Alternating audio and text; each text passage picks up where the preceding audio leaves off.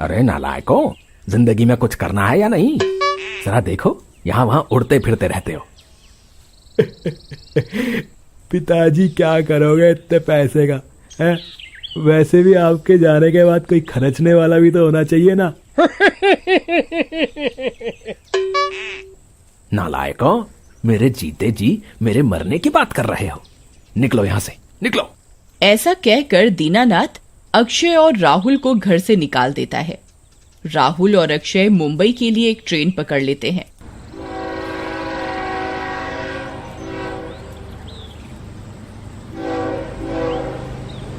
अरे यार, ये अपना बाप है या पाप? इसने तो एक बार भी हमें घर से निकालते समय नहीं सोचा कि इसके बच्चे कहाँ जाएंगे, क्या करेंगे। अरे भाई तू छोड़ना, एक बार हीरो बन जाए तो फिर देखना, इस हिटलर को भी समझा देंगे कि हम क्या चीजें हैं। वो दोनों ये बातें कर ही रहे होते हैं कि उनके पास एक आदमी आकर बैठ जाता है। वो बहुत ही डरावना होता है। उसके दांत बाहर निकले होते हैं, आंखें बड़ी बड़ी सी होती हैं, बाल बिखरे बिखरे से होते हैं, मुंह कटा फटा सा होता है। उसे देखकर अक्षय और राहुल दोनों डर जाते हैं।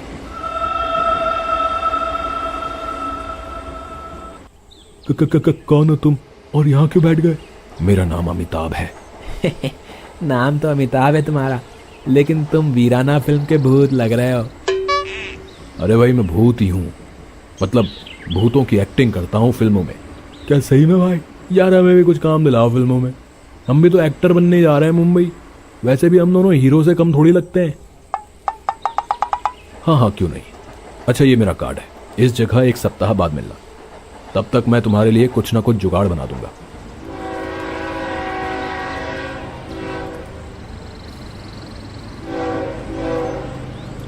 फिर राहुल और अक्षय कहीं होटल किराए पर ले लेते हैं और रात में अक्षय को नींद नहीं आ रही होती। वो राहुल को उठाता है। यार राहुल उठना, यार मुझे वो ट्रेन वाला बंदा ऐसा लगा जैसे हमारे कमरे में हो। क्या अक्षय, तू भी ना यार, माना कि वो अमिताभ देखने में डरावना था, लेकिन भूत थोड़ी था। और वैसे भी ये होटल है, यहाँ भूत वूत नहीं आते। सो जा, थक गया है तू। उसके बाद राहुल दोबारा सोने लगता है, लेकिन अक्षय को नींद नहीं आती।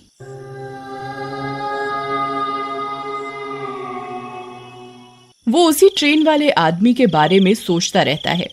तभी दरवाजे पर दस्तक होती है।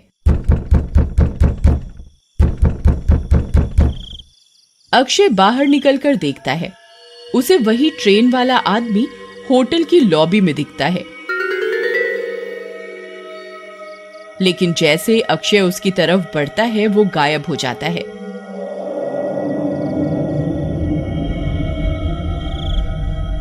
इस बार अक्षय बहुत डर जाता है। हो ना हो ये वही ट्रेन वाला अमिताभ ही है, कुछ ना कुछ चक्कर तो जरूर है। फिर सुबह वो राहुल को सारी बात बताता है। अक्षय यार, अगर तुम्हें कुछ गलत लग रहा है तो कल चलकर देखते हैं उसके पते पर कि क्या पंगा है। उसने कार्ड तो दिया ही था। अगले दिन सुबह अक्षय और राहुल उठकर अमिताभ के दिए हुए पते पर जाने के लिए निकलते हैं।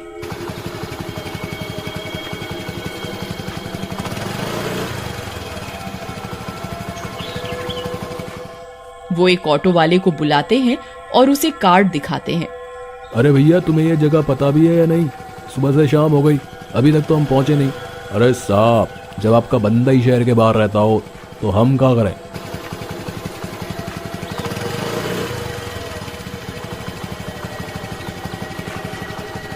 लीजिए, आ गए आपकी जगह। हमें क्या बेवकूफ समझा है? यहाँ तो कोई कब्रिस्तान है और आसपास कुछ घर हैं बस। हाँ तो साहब, आपके कार्ड पर भी तो यही पता लिखा है। चलो अब हमारे पैसे दो, हम वापस जा रहे। आप देख लो, इन्हीं घरों में से कोई एक घर होगा आपके सांप का, जिन्हें आप ढूंढ रहे हो। उसके बाद ऑटो वाला वहां से चला जाता है।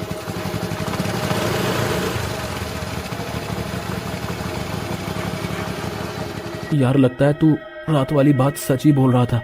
ये तो कब्रिस्तान के पास की जगह है और आसपास भी कोई नहीं है।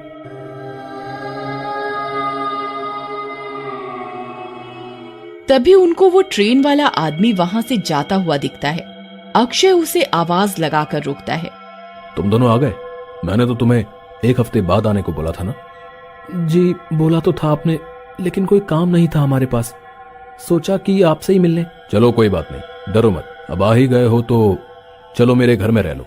उसके बाद राहुल और अक्षय अमिताभ के घर के अंदर चले जाते। अमिताभ उन्हें कमरे में जाने के लिए बोलता है और कहता है कि वे दोनों खाने के समय उससे मिले। देखा, मैं ना कहता था कि ये कोई भूत वूत का चक्कर नहीं है। कितना भला आदमी है, खाने के लिए पूछ रहा है, रहने को जगह भी दे रहा है। राहुल बात तो तुम ठीक कर रहे हो, लेकिन मेरा मन अभी भी मान नहीं रहा है भाई। कुछ ना कुछ गड़बड़ तो है। चलो खाना खा के देखेंगे। सभी खाने की टेबल पर मिलते हैं। जैसे ही राहुल और अक्षय टेबल पर बैठते हैं, वही ऑटो वाला उनको खाना सर्व करने आता है। तुम तो वही ऑटो वाले हो ना? लेकिन ऑटो वाला कोई जवाब नहीं देता और वहां से चला जाता है।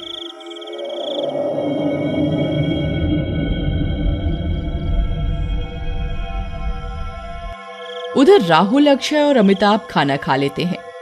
खाना खाने के बाद अब तुम दोनों सो जाओ, हम कल सुबह बात करेंगे और मैं तुम्हें कुछ लोगों से मिलाने के लिए ले जाऊंगा। उसके बाद राहुल और अक्षय सोने के लिए अपने कमरे में चले जाते हैं। वे दोनों सोने की कोशिश कर रहे होते हैं, लेकिन उन्हें नींद नहीं आती। तभी वही ड्राइवर आता है। अरे तुम यहाँ कैसे? वहां तो कोई जवाब नहीं दे रहे थे। जवाब तो मैं तुम्हें खाने के बाद ही दूंगा ना, आधी रात में। ऐसा कहकर ऑटो वाला एकदम से शैतान बन जाता है। उसका शरीर नीला हो जाता है, दांत बाहर आ जाते हैं और वो बड़ा और बहुत भयानक सा दिखने लगता है। अरे राहुल भागो, अपनी जान बचाकर भागो, ये तो भूत है। राहुल और अक्षय भागने लगते हैं। अरे मर गया रे। उनके पीछे पीछे ऑटो वाला शैतान भी भागने लगता है। तभी उन्हें अमिताभ दिखता है। अरे भाई अक्षय, हम तो गए काम से, आज तो चारों तरफ से शैतान ही आ रहे हैं। भागो, अपनी जान बचाओ। रुको, मेरी बात सुनो, तुम दोनों उधर से मत जाओ, तुम्हारी जान को खतरा है उस तरफ से। लेकिन अमिताभ जी, तुम कौन हो जो हमारी मदद करना चाह रहे हो? देखने में तो तुम इस भूत से भी भयानक हो। तभी अमिताभ वहीं आ जाता है। मैं इस घर का मालिक हूँ और इस घर के सामने एक बार एक्सीडेंट हो गया था, उसमें इस ऑटो वाले की जान चली गई। तब से ये भूत बन के लोगों को मारता है और मेरे घर का इस्तेमाल करता है, और इसीलिए इसने मेरी जान को बख्श रखा है, नहीं तो अब तक मुझे भी मार देता।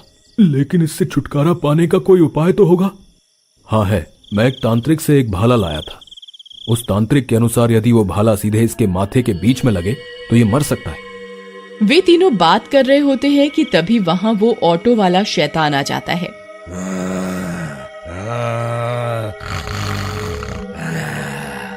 तो तुम तीनों यहाँ इकट्ठे हो?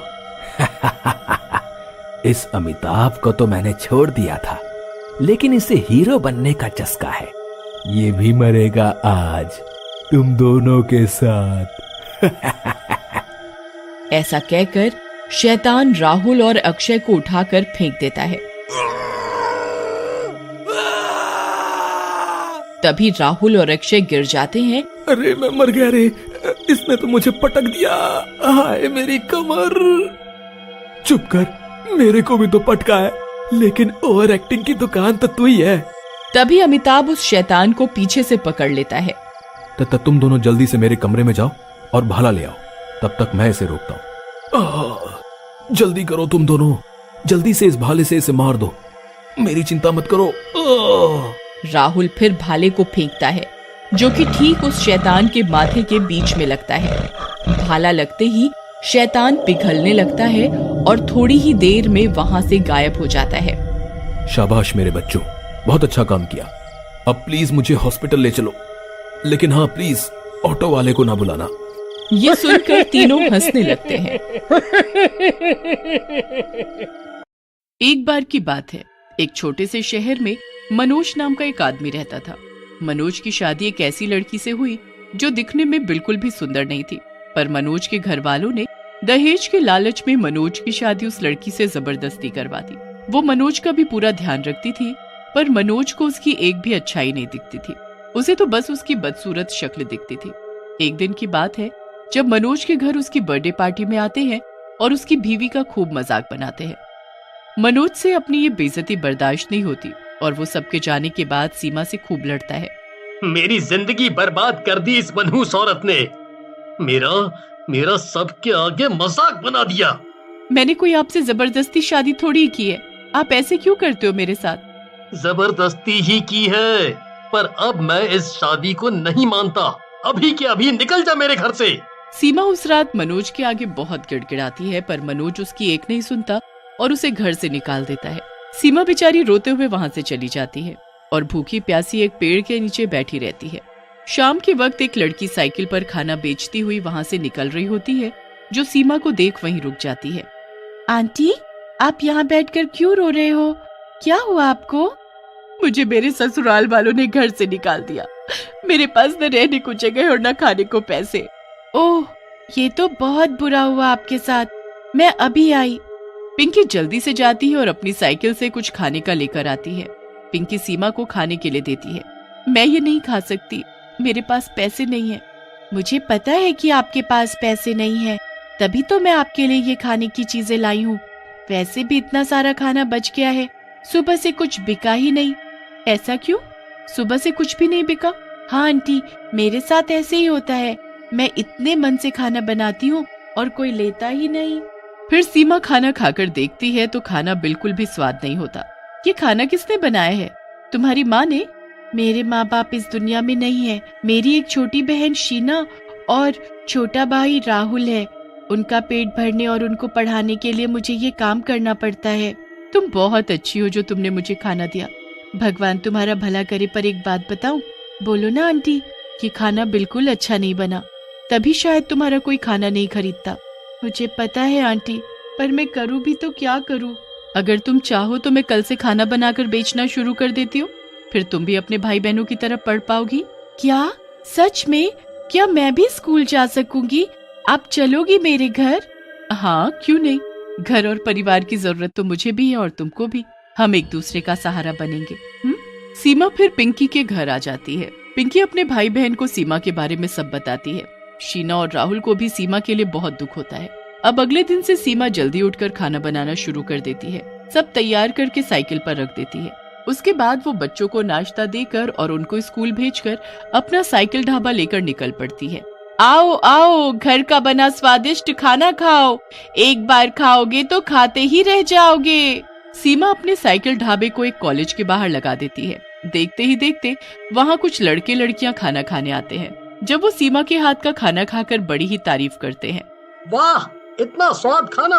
मैं तो कैंटीन का खाना खा खा कर दुखी हो गया था। आज खाया है घर जैसा स्वादिष्ट खाना। मजा ही आ गया। वाह! अब तुम सबको रोज ऐसा खाना मिलेगा। बस। सीमा फिर रोज सुबह अपना साइकिल ढाबा लेकर निकल पड़ती और शाम तक सारा खाना बेचकर घर लौट आती। वो तीनों बच्चों का भी ध्यान रखती, उनको खूब प्यार करती और खूब पढ़ाती लिखाती। उन सबकी जिंदगी बड़ी ही अच्छी चल रही थी। बच्चों को जैसे माँ और सीमा को जैसे खुद के बच्चे मिल गए हो। उनकी मजे की जिंदगी चली रही थी कि बस जाने उनकी खुशियों को किसकी नजर लग गई कि एक दिन सीमा का एक्सीडेंट हो गया और वो वहीं सड़क पर मर गई। मरने के बाद उसकी लाश वहीं सड़क पर पड़ी रही। बच्चे शाम तक उसका इंतजार करते रहे कि कब उनकी आंटी घर आएगी, पर ऐसा नहीं हुआ। बच्चे बेचारे रोने लगे कि उनकी प्यारी आंटी कहाँ चली गई और वो तीनों अपनी प्यारी आंटी को ढूंढने निकल पड़े। वो अंधेरी सड़क पर आवाज देते हुए चले ही जा रहे थे कि अचानक उनको उनकी साइकिल खड़ी दिखती है। आंटी, आंटी, राहुल आपके लिए बहुत रो रहा है। प्लीज बताओ आप कहाँ छुपे हो। राहुल बहुत रोता है और तभी उनके सामने एक धुआं उठता दिखता है। फिर उनको उस धुएं से अपनी सीमा आंटी आते हुए दिखती है। अब मैं कभी भी नहीं जाऊंगी बच्चों, तुम चिंता मत करो मेरे बच्चों, चिंता मत करो। तीनों बच्चे फिर सीमा के साथ घर वापस। रात को जब सब बच्चे सो जाते हैं तो सीमा उठकर बैठती है और एक भयानक शक्ल की चुड़ैल में बदल जाती है। मैं तुम सबको कैसे बताऊं कि अब मैं इस दुनिया में नहीं रही। मैं मर चुकी हूँ और एक चुड़ैल बन चुकी हूँ। चुड़ैल उठकर वहाँ से चली जाती है। वो रात भर खाना बनाने में लगी रहती है। जैसे ही सुबह होने वाली होती है वो बच्चों को रोज की तरह उठाती है और उन्हें स्कूल भेजती है। उसके बाद वो अपना साइकिल ढाबा लेकर निकल पड़ती है। सबसे पहले वो रोज की तरह अपना साइकिल ढाबा लेकर कॉलेज के बाहर खड़ी हो जाती है। सभी बच्चे उसे देखते ही भीड़ लगा देते हैं। उसके बाद वो जगह जगह जाकर आवाज देती है और लोगों को अपने हाथ का खाना खिलाती है। सभी जगह वो साइकिल ढाबे वाली के नाम से मशहूर होती है, पर असलियत में तो वो एक गरीब चुड़ैल साइकिल ढाबे वाली होती है। वो रोज रात को बच्चों के सोने के बाद अपने चुड़ैल के रूप में आ जाया करती थी और सुबह होते ही वो पहले की तरह इंसान बन जाती। ऐसे ही करते करते दिन निकल जाते हैं, पर किसी को इस बारे में पता नहीं लगता। फिर एक रात राहुल को बड़ी ही प्यास लगती है। वो पिंकी और शीना को बहुत उठाता है, पर दोनों में से कोई नहीं उठता। आंटी, सीमा आंटी, प्लीज मुझे पानी दे दो। राहुल देखता है कि उसकी सीमा आंटी कमरे में है ही नहीं। अरे आंटी कहाँ चली गई? वो तो रोज हमारे साथ इसी कमरे में सोती हैं। मैं जरा जाकर रसोई में देखता हूँ। राहुल उठकर सबसे पहले रसोई में जाता है तो वहाँ का नजारा देख उसके होश ही उड़ जाते हैं। वहाँ तो एक भयानक चुड़ैल खाना बना रही होती है। राहुल इतना ज्यादा डर जाता है कि उसके गले से आवाज भी नहीं निकलती और वो वहीं के वहीं खड़ा रह जाता है। कुछ देर वो चुड़ैल को ऐसे ही टकटकी लगाए देखता रहता है और फिर जैसे तैसे वो वहाँ से वापस अपने कमरे में भागने की हिम्मत करता है। कमरे में जाकर वो अपनी बहनों को उठाता है। उठो दीदी, उठो, जल्दी उठो प्लीज। देखो हमारे घर में एक चुड़ैल है। तेरी फालतू बातों से मैं डरने वाली नहीं हूँ, ठीक है? चुपचाप सो जा। मैं झूठ नहीं बोल रहा, मैं सच बोल रहा हूँ। प्लीज मेरे साथ चलकर देखो। राहुल अपनी बहनों को उठाता ही रहता है, पर वो उसकी एक नहीं सुनती। फिर अचानक से राहुल के कंधे पर एक हाथ आता है। राहुल एकदम डर कर पीछे मुड़कर देखता है तो वो उसकी सीमा आंटी होती है। क्या हो गया? क्यों डरे हुए हो? चलो चुपचाप सो जाओ।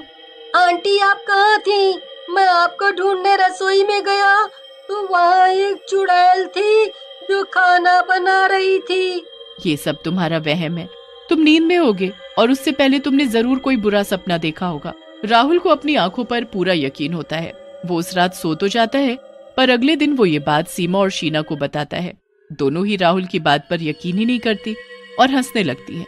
राहुल को यकीन होता है जो उसने देखा था वो सच ही था। अब वो अगली रात होने का इंतजार करने लगता है। वो रात को बस सोने का नाटक कर रहा होता है। जब सीमा को लगता है कि सब बच्चे सो गए हैं तो वो चुपके से उठती है और एक चुड़ैल का रूप ले लेती है। उसके बाद वो किचन में जाकर खाना बनाने लगती है।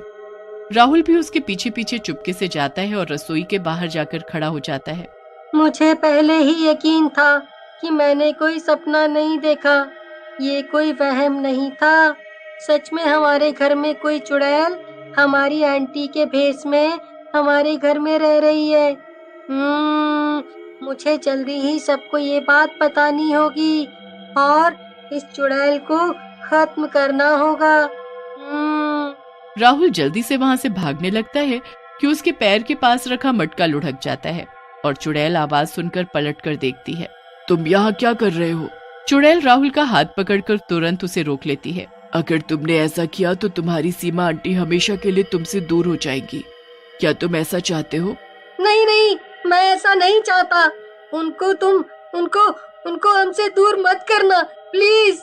मैं ऐसा कभी नहीं करूंगी, पर अगर तुम सबको मेरे बारे में बता दोगे तो सब मुझे कैद करवा देंगे। फिर मेरे साथ तुम्हारी आंटी भी चली जाएंगी, क्योंकि मैं ही हूँ तुम्हारी सीमा आंटी। नहीं नहीं, हमारी आंटी चुड़ैल नहीं है। चुड़ैल ही है, क्योंकि मैं उस रात एक्सीडेंट में मर गई थी जिस रात तुम मुझे ढूंढते हुए आए थे। मैं मरने के बाद चुड़ैल बन गई थी और बस तुम बच्चों से मरने के बाद भी दूर ना हो पाई। तुम्हें मेरी जरूरत थी, इसलिए मैं तुम्हारे साथ ही रहती और रूप बदलकर अपना साइकिल ढाबा चलाती। हाँ सच में। अब बताओ, तुम सबको बताओगे ये बात? शीना तो अभी कितनी छोटी है, क्या वो ये सब सह पाएगी? नहीं नहीं, मैं किसी को कभी ये बात नहीं बताऊंगा। बस आप हमारे साथ ही रहना। बस फिर चुड़ैल राहुल को गले लगा लेती है और हमेशा उनके साथ ही रहती है। राहुल कभी ये बात किसी को नहीं बताता और कभी किसी को इसका पता भी नहीं चलता। चुड़ैल का साइकिल ढाबा बहुत ही बढ़िया चल रहा होता है, जिससे वो बच्चों की खूब बढ़िया परवरिश करती।